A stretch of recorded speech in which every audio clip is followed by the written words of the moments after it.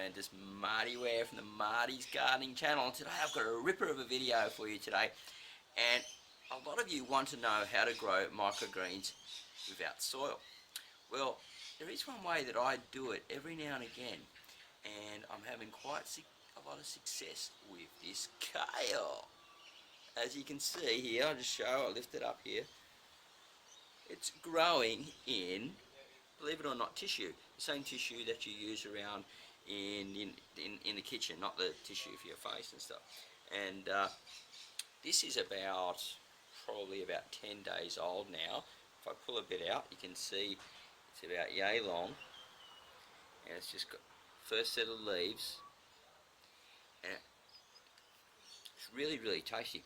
So what I'm going to do in this video is show you how to grow it. Just like this, my friend. You can harvest as you need it. It's a very clean way to eat. And as you know, or if you don't know, kale is extremely good for you, and it's a member of the broccoli family. Oh, I've just got to eat some more. Just love it. I'm sure the people who I'm living with, they're going to want some too. Alright, hang around guys, because I'm going to teach you how to grow this right now. Yes, growing microgreens on tissue paper, the common tissue paper found around the kitchen, is absolutely fantastic for growing your microgreens in the cooler climates or the cooler weather. Now, the reason why I don't grow it in this stuff year round is because it's too hot and it dries out too quickly, and the roots don't get a time to get a drink, and it just, they just dry out and they just die basically.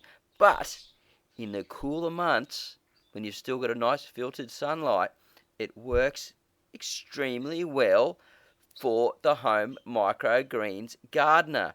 Now, I wouldn't recommend this for microgreens farmers so much, but the microgreens gardener, all the way. This is absolutely beautiful. And you can use all types of trays. Now, I use the common tray that you find that you buy at the nurseries for seedlings, and then I use another tray that goes underneath it that holds the water underneath. And I use this system so the seed keeps nice and moist and doesn't dry out. Now, you need to keep a nice light film of water underneath the tray.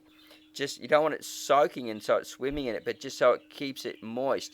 And you can use a liquid tea, such as a worm tea, or you can use just a mild fertilizer such as kelp.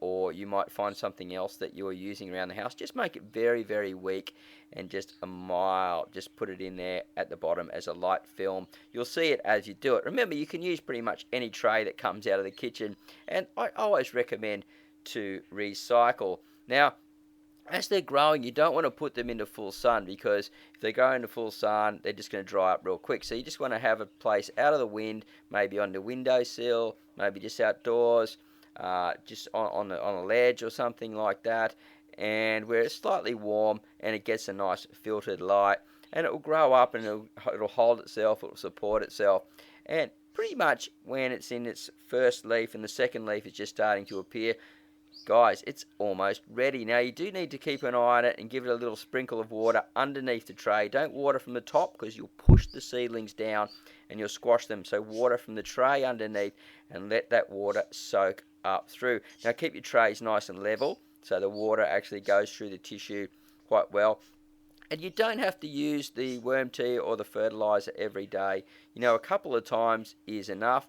And if you want to even soak your seed in something like that first, then that's a great idea too. I actually just sprinkle my seeds straight on the tissue, and then I fill the tray underneath with a little bit of water. I put the tray into the water, and then what I do is I cover it for a couple of days until it germinates with another layer of the tissue. Now, the reason I do this is just to keep the wind off it, stop it from drying out, keep it moist, and also to keep it darker, because the microgreens like it to be a bit dark. It pushes the roots down and it just helps with the germination process. And also, if there's any little animals or things around, you've got them outside, they possibly won't be able to get to it and access to it. If you want to take it one step further, you can put a lid on top like I do. So you just use the tray that you've got and put that on top, And if you're using a recycled tray, it doesn't have any air holes, make sure you put some pricks in there, some pinholes, things to let the air circulate, because plants need oxygen to survive. If you're in a very cool area, then you want to keep them warmer, then just use less holes and let it warm up. But if you see it getting like a heavy film of water over it and it's dripping back down, you might just want to be careful of that because it might create a bit of mold. So what do you think of that, eh? Easy way, really easy, simple method to grow, well, sprouts, a lot of people like to call them, but this is actually a microgreen that's growing a little bit bigger.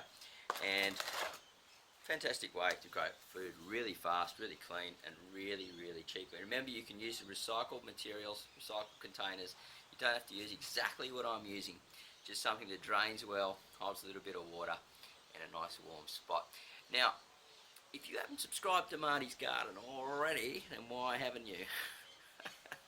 No, listen guys, if you want to learn more from me about growing lots of food really fast, really fresh food in urban places and small spaces for your family and for your friends, and even maybe to sell it to restaurants or something like that, make sure you subscribe to Marty's Garden. We've got the show coming up every Thursday, and Karen's Backyard Chicken Tips every Saturday. And as you can hear, I am in suburbia. The kids are going off next door. Alright, see you soon. Bye for now, and happy gardening.